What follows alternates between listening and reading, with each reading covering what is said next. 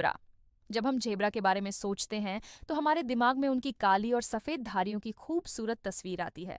लेकिन क्या आपने कभी सोचा है कि ये शांत दिखने वाले जानवर अपने दुश्मनों से, जैसे कि शेर, लकड़बग्घे और तेंदुओं से अपना बचाव कैसे करते हैं? आज की इस वीडियो में हम झेब्रा के रक्षा तंत्र और उन अद्भुत तरीकों को जानेंगे जिनसे वे जीवित रहते हैं।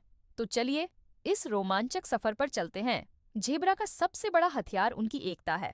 वे झुंड में रहते हैं, जिसे डेजल या हर्ड कहा जाता है। एक झुंड में रहना सिर्फ साथ घूमने के लिए नहीं होता, ये उनकी सुरक्षा का पहला और सबसे महत्वपूर्ण स्तर है। जब शेर या कोई दूसरा शिकारी पास आता है तो इतने सारे झेब्रा एक साथ होने से शिकारी भ्रमित हो जाता है। उनकी काली और सफेद धारियां जब वे एक साथ भागते हैं तो एक चलती फिरती धारियों की दीवार जैसी लगती है। इसे मोशन डैजल इफेक्ट कहते हैं। शिकारी के लिए यह समझना मुश्किल हो जाता है कि एक झेब्रा कहाँ खत्म हो रहा है और दूसरा कहाँ से शुरू हो रहा है, जिससे उसे किसी एक पर निशाना साधना मुश्किल हो जाता है। इसके अलावा झुंड में हमेशा कई आंखें और कान चौकन्ने रहते हैं। अगर एक झेब्रा खतरे को भांप लेता है तो वह तुरंत एक विशेष आवाज निकालकर या अपने हाव भाव से पूरे झुंड को सावधान कर देता है। यह सामूहिक सतर्कता प्रणाली उन्हें शिकारियों पर एक बड़ी बढ़त देती है।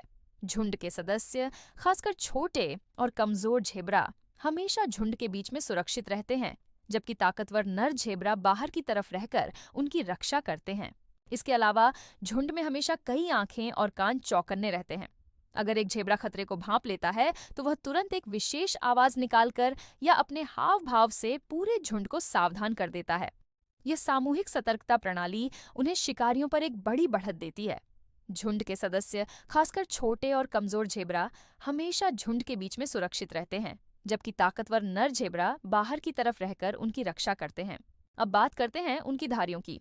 लंबे समय से यह माना जाता था कि धारियां शिकारियों को भ्रमित करती हैं, जैसा कि हमने अभी चर्चा की। लेकिन हाल के शोध से पता चला है कि इन धारियों का एक और महत्वपूर्ण काम है, कीड़ों से बचाव। अफ्रीका में सेत्सी जैसी मक्खियां होती हैं जो खतरनाक बीमारियां फैला सकती हैं। वैज्ञानिकों ने पाया है कि ये मक्खियां धारीदार सतहों पर बैठना पसंद नहीं करती। उनकी आंखों को ये धारियां परेशान करती हैं, जिससे वे झेब्रा पर नहीं बैठ पाती। इस तरह झेब्रा की धारियां उन्हें न केवल बड़े शिकारियों से बल्कि छोटे लेकिन जानलेवा कीड़ों से भी बचाती हैं। यह प्रकृति का एक अद्भुत अनुकूलन है ना? लेकिन क्या होता है जब कोई शिकारी बहुत पास आ जाता है और भागना कोई विकल्प नहीं होता? तब झेब्रा अपने शारीरिक हथियारों का इस्तेमाल करते हैं। आप शायद यह जानकर हैरान होंगे, लेकिन झेब्रा की लात बहुत शक्तिशाली होती है। उनके पिछले पैरों में इतनी ताकत होती है कि एक जोरदार लात से शेर जैसे बड़े शिकारी का जबड़ा टूट सकता है या उसे गंभीर चोट लग सकती है।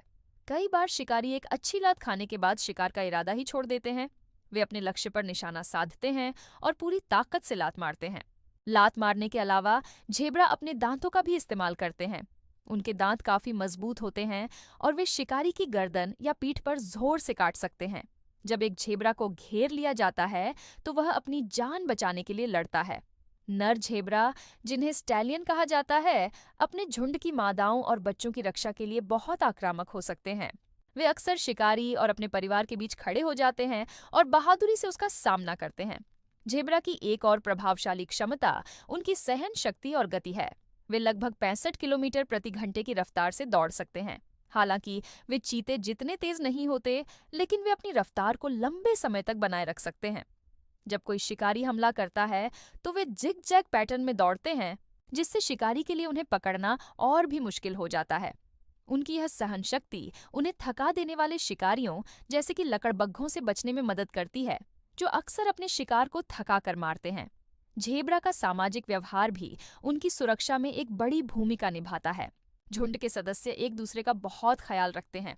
अगर कोई झेब्रा घायल हो जाता है तो दूसरे सदस्य उसके चारों ओर एक सुरक्षा घेरा बना लेते हैं ताकि शिकारी उस पर हमला न कर सके। वे एक दूसरे के साथ संवाद करने के लिए कई तरह की आवाजें निकालते हैं, जैसे कि भौंकना, हिनहिनाना और फुफकारना। हर आवाज का एक अलग मतलब होता है, खतरे की चेतावनी, एक दूसरे को बुलाना या बस संवाद करना। एक और दिलचस्प बात यह है कि झेब्रा अक्सर दूसरे शाकाहारी जानवरों, जैसे कि वाइल्ड बीस्ट के साथ मिलकर रहते हैं। इसे मिक्सड स्पीशीज हर्ड कहते हैं। इससे उन्हें और भी ज्यादा सुरक्षा मिलती है। ज्यादा जानवर मतलब ज्यादा आंखें और कान जो खतरे पर नजर रख सकते हैं। वाइल्ड बीस्ट की सुनने की क्षमता अच्छी होती है, जबकि जेब्रा की देखने की क्षमता बेहतर होती है। साथ मिलकर वे एक दूसरे की कमियों को पूरा करते हैं और एक ज्यादा प्रभावी चेतावनी प्रणाली बनाते हैं। तो जैसा कि हमने देखा, जेब्रा सिर्फ सुंदर धारियों वाले घोड़े नहीं हैं। वे बहुत ही बुद्धिमान और साहसी जानवर हैं, जिनके पास जीवित रहने के लिए कई प्रभावशाली रणनीतियां हैं। झुंड में रहकर शिकारियों को भ्रमित करने से लेकर शक्तिशाली लातों और सहन शक्ति का उपयोग करने तक, जेब्रा ने अफ्रीकी सवाना के कठोर वातावरण में जीवित रहने के लिए खुद को पूरी तरह से अनुकूलित किया है। उनकी धारियां उन्हें कीड़ों से बचाती हैं और उनका सामाजिक व्यवहार यह सुनिश्चित करता है कि कोई भी सदस्य अकेला न रह जाए। अगली बार जब आप किसी जेब्रा को देखें तो सिर्फ उसकी सुंदरता पर ही ध्यान न दें, बल्कि उसके अंदर छिपे उस लड़ाके को भी याद करें जो हर दिन जीवित रहने के लिए संघर्ष करता है।